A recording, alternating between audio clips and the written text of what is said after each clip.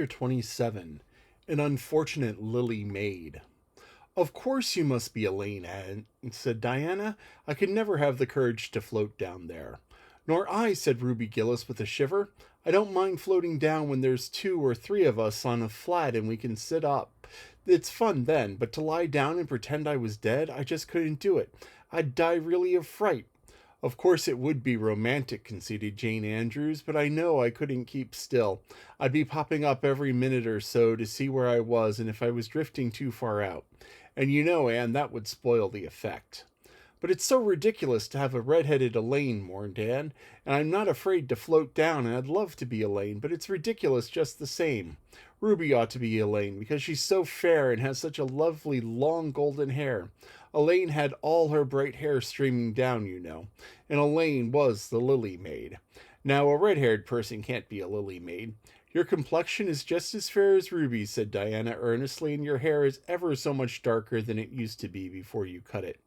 "Oh, do you really think so?" exclaimed Anne, flushing sensitively with delight. "I've sometimes thought it was myself, but I never dared to ask anyone for fear that she would tell me it wasn't. Do you think I could be called Auburn now, Diana?" "Yes, and I think it's really pretty," said Diana, looking admiringly at the short, silky curls that clustered over Anne's head, and were held in place by a very jaunty black velvet ribbon and bow. They were standing on the bank of the pond below Orchard Slope, where a little headland fringed with birches ran out from the bank. At its tip was a small wooden platform built out into the water for the convenience of fishermen and duck hunters. Ruby and Jane were spending the midsummer afternoon with Diana, and Anne had come over to play with them. Anne and Diana had spent most of their playtime that summer on or about the pond. Idlewild was a thing of the past, Mr. Bell having ruthlessly cut down the little circle of trees in his back pasture in the spring. Anne had sat among the stumps and wept, not without an eye to the romance of it. But she was speedily consoled, for, after all, as she and Diana said, big girls of 13 going on 14 were too old for such childish amusements as playhouses, and there were more fascinating sports to be found about the pond. It was splendid to fish for trout over the bridge, and the two girls learned to row themselves in a little flat-bottomed dory Mr. Barry kept for duck shooting. It was Anne's idea that they dramatize Elaine. They had studied Tennyson's poem in school in the preceding winter, the superintendent of education having prescribed it in the English course for the Prince Edward Island schools.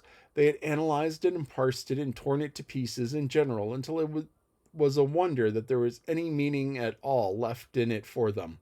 But at least the fair Lily Maid and Lancelot and Guinevere and King Arthur had become very real to them, and Anne discovered by a secret regret that she had not been born in Camelot. Those days, she said, were so much more romantic than the present. Anne's plan was hailed with enthusiasm. The girls had discovered that if the flat were pushed off from the landing place, it would drift down with the current under the bridge and finally strand itself on another headland lower down, which ran out with a curve into the pond. They had often gone down like this, and nothing could be more convenient for playing Elaine. "Well, I'll be Elaine," said Anne, yielding reluctantly, for although she would have been delighted to play the principal character, yet her artistic sense demanded for fitness of it, and this she felt her limitations made impossible. "Ruby, you must be King Arthur, and Jane will be Guinevere, and Diana must be Lancelot. But first you must be the brothers and the father. We can't have the old dumb servitor because there isn't room for two in the flat, and when one is lying down. We must pawl the bridge. We must pawl the barge all its length in the blackest samite. That old black shawl of your mother's will be just the thing, Diana." The black shawl having been procured, Anne spread it over the flat, and then lay down on the bottom with closed eyes and hands folded over her breast. "Oh, she does really look dead," whispered Ruby Gillis nervously, watching the still, white little face under the flickering shadows of the birches. "It makes me feel frightened, girls. Do you suppose it's really right to act like this? Mrs. Lynde says that all play acting is abominably wicked." "Ruby, you shouldn't talk about Mrs. Lynde," said Anne severely. "It spoils the effect, for this is hundreds of years before Mrs. Lynde was born. Jane, you arrange this. It's silly for Elaine to be talking when she's dead." Jane rose to the occasion. Cloth of gold for coverlet there was none, but an old piano scarf of yellow Japanese crepe was an excellent substitute. A white lily was not obtainable just then, but the effect of a tall blue iris placed on one of Anne's folded hands was all that could be desired. Now she's ready, said Jane. We must kiss her quiet brows, and Diana, you say, sister, farewell forever, and Ruby, you say, farewell, sweet sister, both of you as sorrowfully as you possibly can. And for goodness sake, smile a little. You know, Elaine lay as though she smiled. That's better. Now push the flat off. The flat was accordingly pushed off, scraping roughly over an old embedded stake in the process. Diana and Jane and Ruby only waited long enough to see it caught in the current and headed for the bridge before scampering away through the woods, across the road, and down to the lower headland, where, as Lancelot and Guinevere and the king, they were to be in readiness to receive the Lily Maid. For a few minutes, Anne, drifting slowly down, enjoyed the romance of her situation in full. Then something happened not at all romantic. The flat began to leak. In very few moments it was necessary for Elaine to scramble to her feet, pick up the cloth of gold coverlet and the pall of blackest samite, and gaze blankly at a big crack at the bottom of her barge, through which water was literally pouring. That sharp stake at the landing had torn off the strip of batting nailed on the flat. Anne did not know this, but it did not take her long to realize that she was in a dangerous plight. At this rate, the flat would fill and sink long before it could drift to the lower headland. Where were the oars, left behind at the landing? Anne gave one gasping little scream which nobody ever heard. She was white to the lips, but she did not lose her self-possession. There was one chance, just one. I was horribly frightened, she told Mrs. Allen the next day, and it seemed like years while that flat was drifting down to the bridge and the water rising in every moment. I prayed, Mrs. Allen, most earnestly that I did not shut my eyes to pray, for I knew the only way God could save me was to let the flat float close enough to one of the bridge piles for me to climb up on it. You know, the piles are just old tree trunks, and there are lots of knots and old branch stubs on them. It was proper to pray, but I had to do my part by watching out, and right well I knew it. I just said, Dear God, please let me take the flat close to a pile, and I'll do the rest, over and over again. Under such circumstances, you don't think much about making a flowery prayer. But mine was answered, for the flat bumped right into a pile for a minute, and I flung the scarf and shawl over my shoulder and scrambled up on a big, providential stub. There I was, Mrs. Allen, clinging to that slippery old pile with no way of getting up or down. It was a very unromantic position, but I didn't think about it at the time. You don't think much about romance when you just escaped from a watery grave. I said a grateful prayer at once, and then I gave all my attention to holding on tight, for I knew I should probably have to depend on human aid to get back to dry land. The flat drifted under the bridge and then promptly sank midstream. Ruby, Jane, and Diana, already awaiting it on the lower headland, saw it disappear before their very eyes, and had not a doubt about it but that Anne had gone down with it. For a moment they stood still, white as sheets, frozen with horror at the tragedy. Then, shrieking at the top of their voices, they started on in a frantic run up through the woods, never pausing as they crossed the main road to glance the way of the bridge. And, clinging desperately to her precarious foothold, saw their flying forms and heard their shrieks. Help would soon come, but meanwhile her position was a very uncomfortable one. The minutes passed by, each seeming an hour to the unfortunate Lily Maid.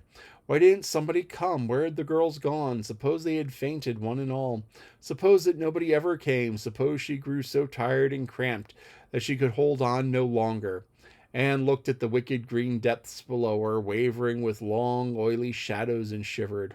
Her imagination began to suggest all manner of gruesome possibilities to her.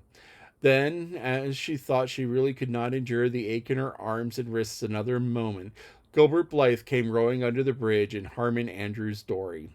Gilbert glanced up, much to his amazement, beheld a little white, scornful face looking down upon him with big, frightened, but also scornful gray eyes.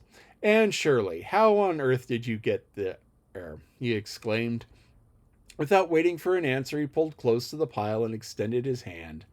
There was no help for it, and, clinging to Gilbert Blythe's hand, scrambled down into the dory, where she sat, drabbled and furious in the stern, with her arms full of dripping shawl and wet crape.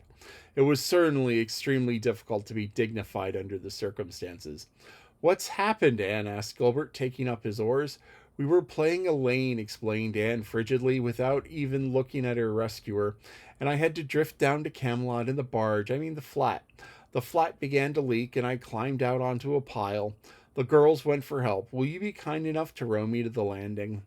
Gilbert obligingly rowed to the landing, and Anne, disdaining assistance, sprang nimbly onto the shore. I'm very much obliged to you, she said haughtily as she turned away.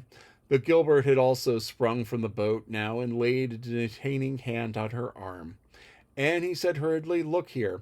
Can't we be good friends? I'm awfully sorry I made fun of your hair that time. I didn't mean to vex you, and I only meant it for a joke. Besides, it's so long ago. I think your hair is awfully pretty now. Honest, I do. Let's be friends. For a moment, Anne hesitated. She had an odd, newly awakened consciousness under all her outraged dignity that the half-shy, half-eager expression in Gilbert's hazel eyes was something that was very good to see. Her heart gave a quick, queer little beat, but the bitterness of her old grievance promptly stiffened up her wavering determination. That scene of 2 years before flashed back into her recollection as vividly as if it had taken place yesterday. Gilbert had called her carrots, and had brought about her disgrace before the whole school. Her resentment, which to other and older people might be as laughable as cause, was in no whit allayed and softened by the time, seemingly. She hated Gilbert Blythe. She would never forgive him. No, she said coldly. I shall never be friends with you, Gilbert Blythe. I don't want to be. All right. Gilbert sprang into his skiff with an angry color in his cheeks. I'll never ask you to be friends again, Anne Shirley, and I don't care either. He pulled away with swift, defiant strokes, and Anne went up the steep, ferny little path under the maples. She held her head very high, but she was conscious of the odd feeling of regret. She almost wished she had answered Gilbert differently. Of course, he had insulted her terribly, but still. Altogether, Anne rather thought it would be a relief to sit down and have a good cry. She was really quite unstrung, for the reaction from her fright and cramped clinging was making itself felt. Halfway up the path, she met Jane and Diana rushing back to the pond in a state narrowly removed from positive frenzy. They had found nobody at Orchard Slope, both Mr. and Mrs. Barry being away. Here Ruby Gillis had succumbed to hysterics and was left to recover them as best she might, while Jane and Diana flew through the haunted wood and across the brook to Green Gables. There they had found nobody either, for Marilla had gone to Carmody and Matthew was making hay in the back field. Oh, Anne, gasped Diana, fairly falling into the former's neck and weeping with relief and delight. Oh, Anne, we thought you were drowned, and we felt like murderers because we made you be Elaine. And Ruby was in hysterics. Oh, Anne, how did you escape? I climbed up on one of the piles, explained Anne wearily, and Gilbert Blythe came along and Mr. Andrews Dorian brought me to land. Oh, Anne, how splendid of him. Why, it's so romantic, said Jane, finding breath enough for utterance at last. Of course you'll speak to him after this. Of course I won't, flashed Anne, with a momentary return of her old spirit. I don't want ever to hear the word romantic again, Jane Andrews. I'm awfully sorry you were frightened, girls. It's all my fault. I feel sure I was born under an unlucky star. Everything I do gets me or my dearest friends into a scrape. We've gone and lost your father's flat, Diana, and I have a presentiment that we'll not be allowed to row on the pond any more. Anne's presentiment proved more trustworthy than the presentments are apt to do. Great was the consternation in the Barry and Cuthbert households when the events of the afternoon became known. Will you ever have any sense, Anne, groaned Marilla. Oh, yes, I think I will, Marilla, returned Anne optimistically. A good cry, indulged in a grateful solitude of the east gable, had soothed her nerves and restored her to her wonted cheerfulness. I think my prospects of becoming sensible are brighter now than ever. I don't see how, said Marilla. Well, explained Anne, I've learned a new and valuable lesson today. Ever since I came to Green Gables, I've been making mistakes, and each mistake has helped cure me of some great shortcoming. The affair of the amethyst brooch cured me of meddling with things that didn't belong to me. The haunted wood mistake cured me of letting my imagination run away with me. The liniment cake mistake cured me of carelessness in cooking. Dyeing my hair cured me of vanity. I never think about my hair and nose now, at least very seldom, and today's mistake is going to cure me of being too romantic. I have come to the conclusion that there is no use trying to be romantic in Avonlea. It was probably easy enough in Towered Camelot hundreds of years ago, but romance is not appreciated now. I feel quite sure that you will see a great improvement in me in that respect, Marilla. I sure hope so, said Marilla skeptically. But Matthew, who had been sitting mutely in his corner, laid a hand on Anne's shoulder when Marilla had gone out. Don't give up on all your romance, Anne, he whispered shyly. A little of it's a good thing. Not too much, of course, but keep a little bit of it, Anne. Keep a little of it.